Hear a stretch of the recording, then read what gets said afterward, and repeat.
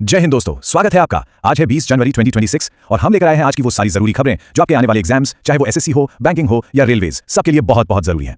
हम सिर्फ खबरें ही नहीं देखेंगे बल्कि उनसे जुड़ा हुआ स्टैटिक जीके भी कवर करेंगे ताकि तैयारी एकदम पक्की हो। और हाँ, वीडियो के आखिर में आज का सवाल भी है, तो पूरा ध्यान यहीं रखिएगा। चलिए शुरू करते हैं।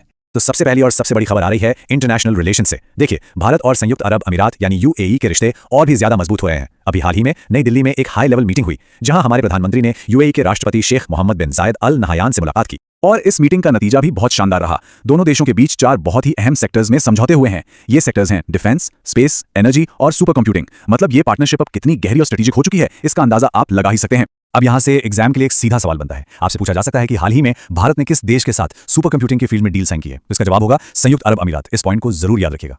और देखिए, जब भी कोई देश खबरों में होता है तो उसका स्टैटिक जीके अपने आप जरूरी हो जाता है। तो यूएई की बात करें तो राजधानी है अबू धाबी, करेंसी है दिरहम और राष्ट्रपति का नाम है शेख मोहम्मद बिन जायद। चलिए इंटरनेशनल रिलेशन से आगे बढ़ते हैं और बात करते हैं देश की इकोनॉमी की, जहां से एक बहुत ही अच्छी खबर आ रही है। अंतर्राष्ट्रीय मुद्रा कोष, जिसे हम आईएमएफ भी कहते हैं, उसने भारत की जीडीपी ग्रोथ को लेकर अपना अनुमान बदल दिया है और वो भी बेहतर किया है।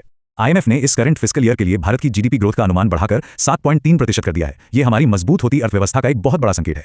दोस्तों, ये एक ऐसा आंकड़ा है ना जो एग्जाम्स में सीधे सीधे पूछ लिया जाता है, तो इस नंबर को अपने दिमाग में अच्छी तरह से बैठा लीजिए, 7.3%।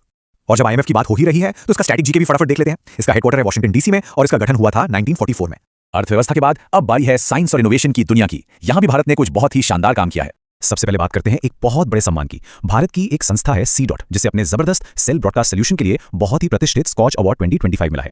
अब आप सोच रहे होंगे कि ये सेल ब्रॉडकास्ट सॉल्यूशंस है क्या। तो ये वही कमाल की टेक्नोलॉजी है जिसकी वजह से किसी भी इमरजेंसी जैसे बाढ़ या तूफान के समय हमारे फोन पर तुरंत अलर्ट का मैसेज आ जाता है। ये एक साथ एक बहुत बड़े एरिया में सबको सावधान कर सकती है। साइंस की फील्ड से एक और बड़ी खबर है, केंद्रीय मंत्री ने भारत की पहली ओपन सी मरीन फिश फार्मिंग परियोजना को लॉन्च किया है। ये देश की ब्लू इकोनॉमी यानी समुद्री संसाधनों से जुड़ी अर्थव्यवस्था के लिए एक गेम चेंजर साबित हो सकता है।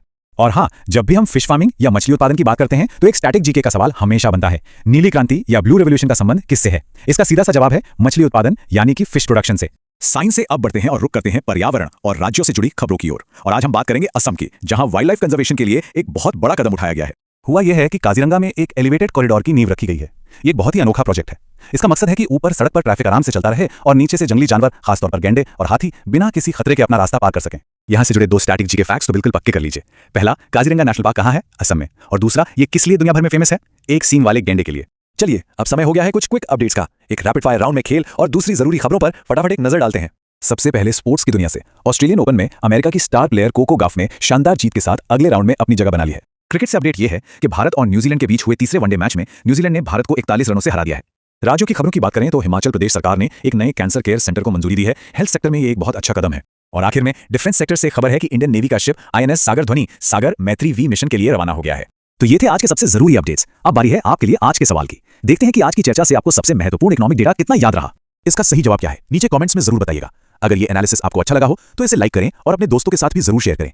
हम कल फिर मिलेंगे नई अपडेट्स के साथ। तब तक के लिए जय हिंद।